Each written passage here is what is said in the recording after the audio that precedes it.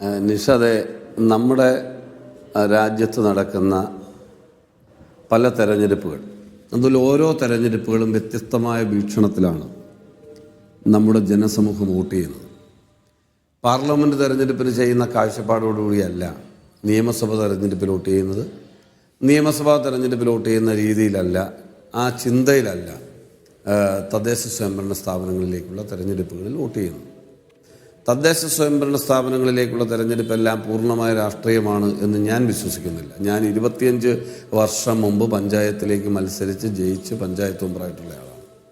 അതുകൊണ്ട് പഞ്ചായത്ത് എന്താണെന്നും പഞ്ചായത്തിൻ്റെ തെരഞ്ഞെടുപ്പ് സ്ട്രാറ്റജികൾ എന്താണെന്നും ഒക്കെ വളരെ കൃത്യമായിട്ട് എനിക്കറിയാം.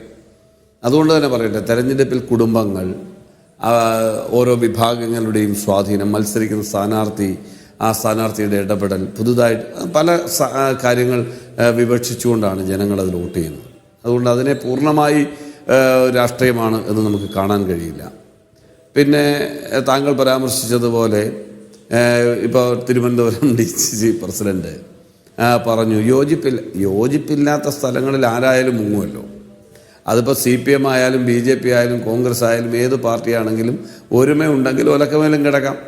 അപ്പോൾ ഒരുമയില്ലെങ്കിൽ മുങ്ങുക എന്ന് പറയുന്നതൊരു പാർട്ടി പ്രവർത്തകനോട് കോൺഗ്രസിൻ്റെ ഒരു നേതാവല്ല, ഏത് നേതാവ് പറഞ്ഞാലും ഒരുമയോടുകൂടി പോകണം, ഒരുമയില്ലേ നമ്മൾ മുങ്ങും എന്ന് പറഞ്ഞാൽ അത് പോസിറ്റീവ് സ്പിരിറ്റിലെടുക്കാനാണ് എനിക്കിഷ്ടം. മറ്റ് വ്യാഖ്യാനങ്ങൾക്കൊന്നും അർത്ഥമില്ല. പിന്നെ നമ്മൾ ചടുലമായ പ്രവർത്തനങ്ങൾ വേണം. ഒരു കാര്യം വളരെ വ്യക്തമാണ്, ഞാൻ എൻ്റെ സ്കൂൾ ജീവിതകാലം മുതൽ വിദ്യാർത്ഥി യുവജന സംഘടനാ രാഷ്ട്രീയത്തിലും കോൺഗ്രസ് രാഷ്ട്രീയത്തിലും നിൽക്കുന്ന ഒരാളാണ്. പഴയ കാലത്തിൽ നിന്നും വ്യത്യാസമുണ്ട്. ഇന്നത്തെ സംഘടനാ പ്രവർത്തനത്തിൻ്റെ ശൈലിയിലും സമീപനത്തിലും നേതാക്കളുടെ സ്വഭാവത്തിലും അനുയായികളുടെ സ്വഭാവത്തിലും ഒക്കെ വ്യത്യാസമുണ്ട്. അതൊക്കെ ശരിയാണ്. എന്നിരുന്നാലും കഴിഞ്ഞ കുറച്ചേറെ കാലത്തെ കാര്യങ്ങൾ വിലയിരുത്തുമ്പോൾ, പ്രത്യേകിച്ച് ഒരു 15 വർഷത്തെ സംഘടനാ പ്രവർത്തന രീതി പരിശോധിച്ചാൽ 100% ആത്മാർത്ഥതയോടുകൂടി എനിക്ക് പറയാൻ കഴിയും, അത് കേവലം കോൺഗ്രസ് ആയതുകൊണ്ട് കോൺഗ്രസിനെ പ്രൊട്ടക്റ്റ് ചെയ്യാൻ വേണ്ടിയാണ് ഞാൻ പറയുന്നത് എന്ന് നിങ്ങൾ ധരിക്കേണ്ട.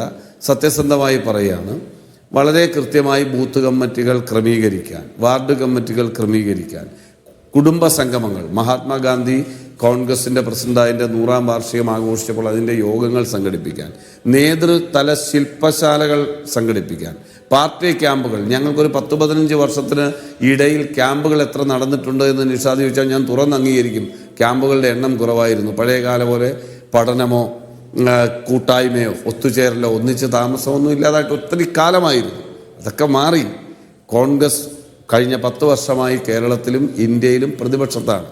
ആ പ്രതിപക്ഷത്തിരിക്കുന്ന രാഷ്ട്രീയ സാഹചര്യത്തിൽ ഇന്നലകളിലെ അലസത പോലെ മുന്നോട്ട് പോകാൻ പാടില്ല എന്ന തിരിച്ചറിവിൽ നിന്നുകൊണ്ട് വളരെ സിസ്റ്റമാറ്റിക്കായ ഒരു യോജിപ്പിൻ്റെ അന്തരീക്ഷം ഉയർത്തിക്കൊണ്ട്, ഇപ്പം പാർട്ടിയിൽ അഭിപ്രായ വ്യത്യാസം ഇല്ലാന്നൊന്നും ഞാൻ പറയുന്നില്ല, അഭിപ്രായ വ്യത്യാസം ഉണ്ടാവും, ആഗ്രഹങ്ങളുള്ളവർ തമ്മിൽ മത്സരങ്ങളുണ്ടാവും, അതൊക്കെ സ്വാഭാവികമാണ്. ജനാധിപത്യ ക്രമത്തിൽ അതൊക്കെ അനിവാര്യവുമാണ്. അപ്പം അതുകൊണ്ട് മുൻകാലത്തെ നോക്കുമ്പോൾ, പ്രത്യേകിച്ച് കഴിഞ്ഞ 15 വർഷത്തിനിടയിലുള്ള രാഷ്ട്രീയ സാഹചര്യം, 1-2 UPA കാലം, ഈ കേരളത്തിൽ 10 വർഷക്കാലത്തെ ഇടതുപക്ഷ ഭരണത്തിൻ്റെ കാലം, 10 വർഷത്തെ ഇന്ത്യയിലെ BJP ഭരണകാലം നോക്കിയാൽ നല്ല രീതിയിലുള്ളൊരു മാറ്റം ഇന്ത്യയിൽ ആകമാനം കോൺഗ്രസ് പാർട്ടിക്കുണ്ട്. സംഘടനാ പ്രവർത്തനത്തിലുണ്ട്. പോരായ്മയുള്ള സ്ഥലത്തെല്ലാം കൃത്യമായ അഴിച്ചുപണികൾ നടക്കുകയാണ്. ഈ സംഘടനാ പ്രവർത്തനത്തിൽ, അതായത് പണിയെടുക്കാതെ തിരിച്ചു വരാൻ കഴിയില്ല എന്ന ബോധ്യമുണ്ടാവുക കോൺഗ്രസിനെ സംബന്ധിച്ച് പ്രധാനമാണ്. പക്ഷേ ഞാൻ ചോദിക്കുന്നത്, സംഘടനാ പ്രവർത്തനത്തിൽ പുതിയ സംസ്കാരത്തിലേക്ക് നിങ്ങൾ കടന്നു, പുതിയൊരു ആവേശത്തിലേക്ക് കടന്നു എന്നൊക്കെ പറയുമ്പോഴും അത് ഈ ഭൗതിക സ്വഭാവത്തിൽ, എന്ന് വെച്ചാൽ എല്ലായിടത്തും കമ്മിറ്റികൾ ഉണ്ടാക്കുക, എല്ലായിടത്തും പ്രാദേശിക തലത്തിൽ പ്രവർത്തിക്കാൻ, ഞാൻ വെറും പ്രാദേശികമല്ല, ഞാൻ ഹൈപ്പർ ലോക്കൽ, ഏറ്റവും താഴെത്തട്ടിൽ മാസത്തിൽ ഒരു തവണയെങ്കിലും ഒരു കോൺഗ്രസ്സുകാരൻ ഒരു വീട് സന്ദർശിക്കുന്ന തരത്തിൽ ബന്ധം ഉണ്ടാക്കാൻ കഴിയുക. CPM-നൊക്കെ അങ്ങനെ ഉണ്ടല്ലോ. അങ്ങനെ ബന്ധം ഉണ്ടാക്കാൻ കഴിയുന്ന തരത്തിൽ നിങ്ങൾ ഫിസിക്കലി നിങ്ങളുടെ സംവിധാനം എന്തുമാത്രം സെറ്റ് ചെയ്തിട്ടുണ്ട് എന്ന ചോദ്യം അവിടെയുണ്ട്. നമുക്ക് PJ കുര്യൻ കഴിഞ്ഞ ദിവസം പറയുകയാണ്, ഈ സോഷ്യൽ മീഡിയയിൽ ഉണ്ടാക്കുന്ന ആവേശം, അല്ലെങ്കിൽ ഏതെങ്കിലും സെക്രട്ടേറിയറ്റിനും കളക്ടറേറ്റിന്റെ മുന്നിൽ നടത്തുന്ന സമരം, അതുപോരാ. അതിനെല്ലാം പുറത്തൊരു 60% ആളുകൾ ഗ്രാമങ്ങളിലും അല്ലെങ്കിൽ തെരുവുകളിലും ജീവിക്കുന്നുണ്ട്. അവരിലേക്കുള്ള പെനട്രേഷൻ നിങ്ങൾക്ക് എന്തുമാത്രം പൂർത്തീകരിക്കാൻ കഴിഞ്ഞു?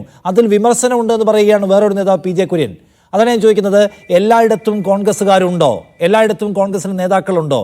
എല്ലായിടത്തും ജനബന്ധ പദ്ധതികളുണ്ടോ എന്ന് ചോദിച്ചാൽ താങ്കൾ ഉണ്ടെന്ന് പറയുമോ? അല്ല നിഷാദെ, നമ്മൾ സ്വാതന്ത്ര്യ സമര കാലഘട്ടത്തിലെ സാഹചര്യം കോൺഗ്രസിനുണ്ടോ?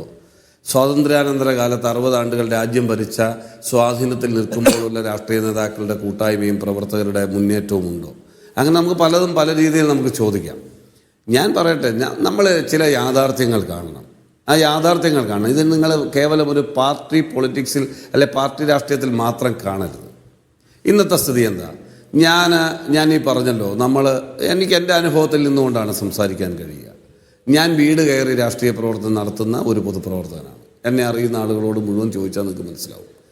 ഈ അടുത്ത് തന്നെ പഞ്ചായത്ത് തിരഞ്ഞെടുപ്പ് വരുമ്പോഴല്ല, സ്ഥാനാർത്ഥി വരുമ്പോഴല്ല, അതിനു മുമ്പ് കേരളത്തിലെ മുഴുവൻ ബൂത്തുകളിലും പാർട്ടി പ്രവർത്തകർ 10 ദിവസമെടുത്ത് അതാത് വാർഡുകളിൽ കയറണമെന്ന് നിലപാടുള്ള ആളാണ് ഞാൻ. അത് കേരളത്തിലെ കോൺഗ്രസ് പാർട്ടിയുടെ പ്രസിഡന്റ് ഇരിക്കുന്ന യോഗങ്ങളിലടക്കം ആ നയവും നിലപാടും വ്യക്തമാക്കിയിട്ടുള്ള ആളാണ് ഞാൻ. അത് ചെയ്തിട്ടുള്ള ആളാണ്. അപ്പം അതുകൊണ്ട് ഞാൻ പറയുകയാണ്, ഇപ്പോൾ പ്രൊഫസർ PJ കുര്യൻ പറഞ്ഞു വീട് കയറണം. നല്ല കാര്യമാണ്. കയറിയിട്ടുള്ള ഒരാളെന്നുള്ളതിൽ ഞാൻ അതിനെ 100% സ്വാഗതം ചെയ്യുന്നു. അതിലേക്ക് വരണം. പക്ഷെ കയറുമ്പോൾ അറിയുന്നൊരു യാഥാർത്ഥ്യമുണ്ട് നിഷാദെ. ആ അറിയുന്ന യാഥാർത്ഥ്യം കോൺഗ്രസും CPM-ഉം BJP ഒന്നും അല്ല. കേരളത്തിലെ ഭരണത്തിൽ വരുന്ന ഏതു പാർട്ടിയും ചിന്തിക്കേണ്ട അതിഗൗരവമായ ഒരു പ്രശ്നം നമ്മുടെ ഹൃദയത്തിൽ തൊട്ടറിയും. അതിൻ്റെ ഏറ്റവും പ്രധാനപ്പെട്ട കാരണം, ഞാൻ കയറിയ ഒരാളെന്നുള്ളതിൽ പറയാൻ ആഗ്രഹിക്കുന്ന പല വീടുകളിലും നമ്മൾ ചെല്ലുമ്പോൾ ഒരു 20 വയസ്സിൽ താഴെയുള്ള കുട്ടികൾ മാത്രമാണ് ഇവിടെ ഉള്ളത്. കാരണം എന്താ? അവർ ഇവിടെ പഠിക്കുന്നു. +1-ന്, +2-ന്, ഡിഗ്രിക്ക്, PGക്കൊക്കെ പഠിക്കുന്ന കുട്ടികൾ ഇവിടെ ഉണ്ട്. അതിന് മുകളിലേക്ക് വിദ്യാഭ്യാസ യോഗ്യതയുടെ കുറവ് കൊണ്ടോ ജീവിത സാഹചര്യങ്ങളുടെ ബുദ്ധിമുട്ട് കൊണ്ടോ കൂലിപ്പണിക്ക് പോകുന്ന ആളുകളിൽ ചില ചെറുപ്പക്കാരൊക്കെ ഇവിടെ ഉണ്ടാവും. അല്ലാത്തവരൊക്കെ പറന്നു കഴിഞ്ഞു. കാനഡയിൽ, UK-യിൽ, ജർമ്മനിയിൽ, അതുപോലെ ഇന്ത്യയിലെ തന്നെ മറ്റു പ്രധാനപ്പെട്ട നഗരങ്ങളിലേക്ക് പലായനം ചെയ്യപ്പെട്ടിരിക്കുന്നു.